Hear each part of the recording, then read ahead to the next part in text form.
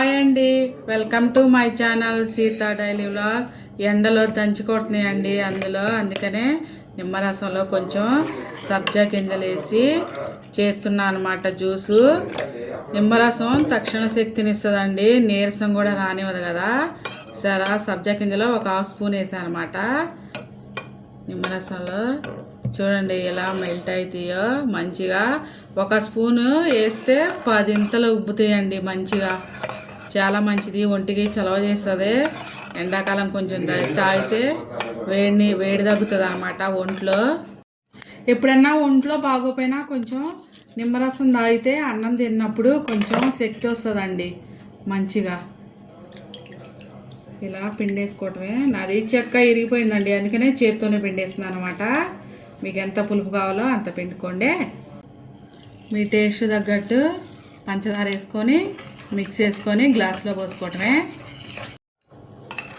చూసారా ఎలా ఉబ్బినాయో. 10 నిమిషాలు ఉండాలండి సబ్జా సీడ్స్. ఇవి ఒక స్పూన్ వేసుకొని మనం కలుపుకున్న నిమ్మరసం చాలా హెల్దీ అండి ఆరోగ్యానికి. మీరు ఒకసారి ట్రై చేయండి. ఇవాళకే నా వీడియో ఇంతేనండి. ఈ ఎండలో చల్లగా నిమ్మరసం సబ్జా సీడ్లు చాలా బాగుంటుందండి, వేడి తగ్గిస్తుంది అనమాట. అంతే. నా వీడియో నచ్చితే ఒక లైక్ చేయండి, అలాగే నా ఛానల్ని సబ్స్క్రైబ్ చేసుకోండి. చల్లగా ఉండటానికి మీకు ఎంత కావాలో అంత 2 ఐస్ క్యూబ్లు వేస్తున్నా నేను, మీరు కూడా వేసుకోండి. చిల్ అవుతుంది అనమాట చల్లగా. చూసారా బాగాలే ఉంది కదా. నేను తాగుతున్నా, మీరు కూడా తాగండి ఫ్రెండ్స్ సమ్మర్లో.